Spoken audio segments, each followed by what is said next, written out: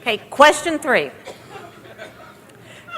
The conventional wisdom in the autism field was that people on the spectrum seem to lack a sense of humor.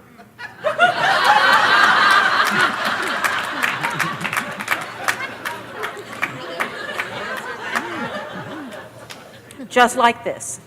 Okay, it is now well understood that this is not the case. Is there an overall sort of autistic sense of humor? Well, first of all, let me say the serious part and then I'll give a more light-hearted answer. There's been so much research over time suggesting we don't have a sense of humor. So if any of you find anything we've said funny, that may mean you're a dangerously sick person too, and you probably should make an appointment with a psychiatrist Monday morning. It may be too late to do anything about it, but at least you should try.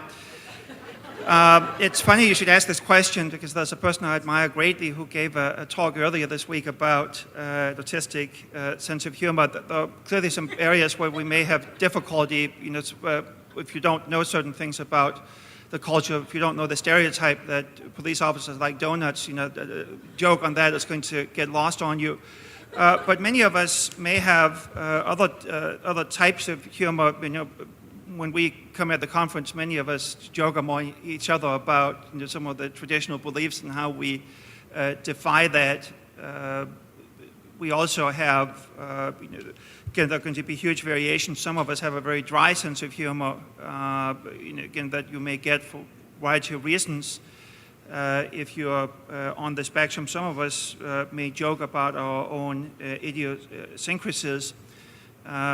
Some of us have an ability to think literally and actually make a joke out of that. Some of us may actually be more aware of certain norms and the absurdities of those norms because we've had to do the theory of mind stuff much more manually than other people. So I think that we probably have a number of sort of subcultures of humor on the spectrum.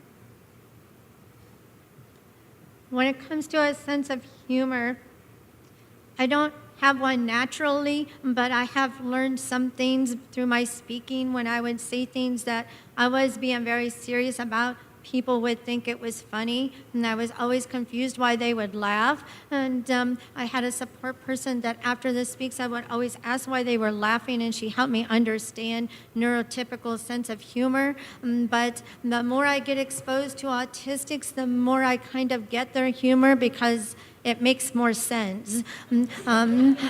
Because when they're doing their humor, it's based off of logic with an irrational thought added, and it tends to make more sense that way. But also, just as a way to try to attempt to do humor, I'm not actually up here flapping away, but there's a crazy fly bug in my space, and it's getting on my nerves, but that's why I keep flapping, not at the people or the people beside me. It's to get rid of that bug.